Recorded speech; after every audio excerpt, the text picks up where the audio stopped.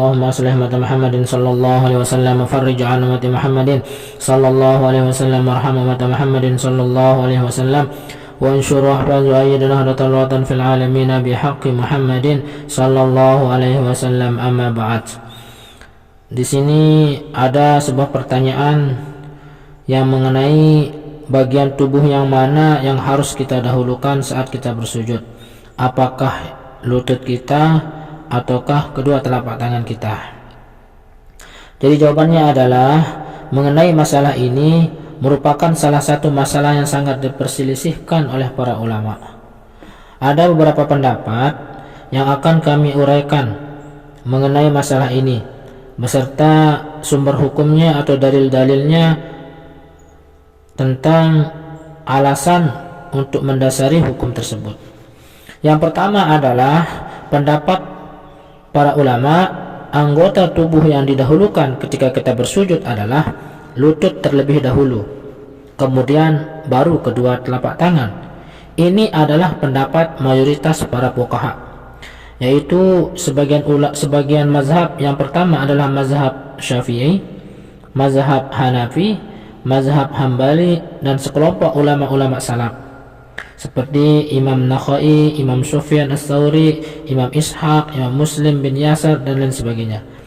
Di antara dalilnya untuk mengambil kebolehan atau untuk mengambil fatwa bahwa yang pertama didahulukan itu lutut adalah sebagaimana hadis Nabi SAW yang diriwayatkan oleh Wa'al bin Hajar.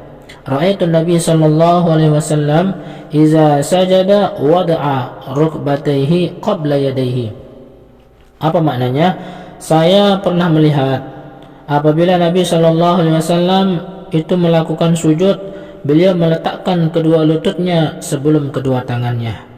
Ini termaktub dalam kitab Sunan Abu Daud nomor 838.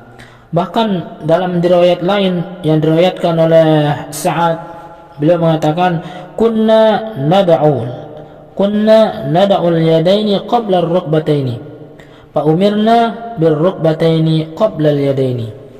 Kami meletakkan kedua tangan sebelum kedua lutut, kemudian kami diperintahkan untuk mendahulukan kedua lutut sebelum meletakkan kedua tangan. Ini ada atau termaktub dalam Sahih Ibnu Huzaimah nomor 628, Sunan Baihaqi nomor 2637. Itu pendapat yang pertama. Sedangkan pendapat yang kedua adalah anggota badan yang didahulukan adalah kedua telapak tangan terlebih dahulu, baru kedua lutut. Ini adalah pendapat mazhab Imam Malik, kemudian pendapat Imam Al-Auza'i, dan salah satu riwayat dalam Imam Ahmad. Adapun dalil-dalil yang digunakan atau yang mendasari pendapat ini adalah hadis Nabi sallallahu alaihi wasallam yang diriwayatkan oleh Abu Hurairah radhiyallahu taala anhu. Rasulullah sallallahu alaihi wasallam bersabda, "Idza sajada ahadukum fala yabruk kama yabrukun ba'iru wal yada' yadayhi qabla rukbatayhi." Apabila salah seorang dari kalian itu bersujud, maka janganlah menderum. Maksudnya itu janganlah menderum sebagaimana unta menderum. Maksudnya itu mau duduk ya. Akan tetapi hendaknya ia meletakkan kedua tangannya sebelum kedua lututnya. Ini termaktub dalam Sunan Abu Daud nomor 840.